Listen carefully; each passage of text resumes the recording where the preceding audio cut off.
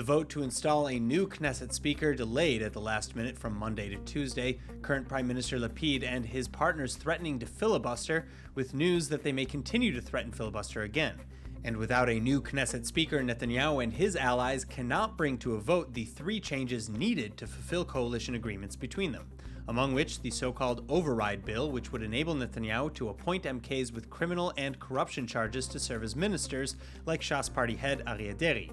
And this brings us to the second, arguably more important move against the new government. Lapid saying that his party would seek to bar 4 lawmakers from voting on the bill, arguing that Deri, Netanyahu, and at least 2 other Likud members, quote, had a serious conflict of interest due to the criminal indictments against them. And if Lapid's bid to the Knesset legal staff is successful, Netanyahu's bloc would be short of a majority to pass the bills they want.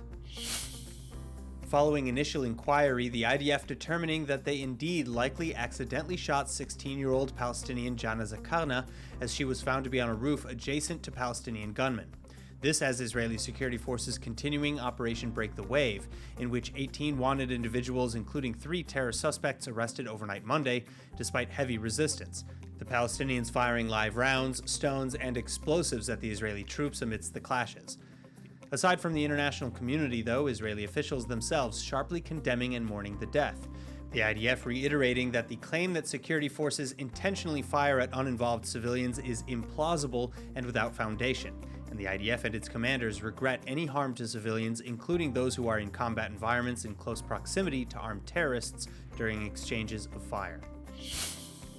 Published just in time for Hanukkah, archaeologists discovering a massive cache of 2,200-year-old silver coins near the Dead Sea, which experts say is the first in-situ physical evidence of Jews fleeing to the Judean desert prior to the Maccabean revolt against King Antiochus IV Epiphanes.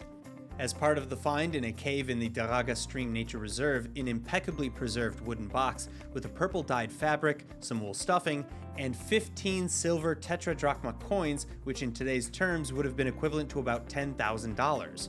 Further, again, with the coins dating back to around 170 BCE, the time of Egyptian King Ptolemy VI, the evidence is perfectly corroborating the biblical story of the Hanukkah revolts, and for the first time in its original hiding place, as opposed to on the antiquities market after having been looted and disconnected from its archaeological context.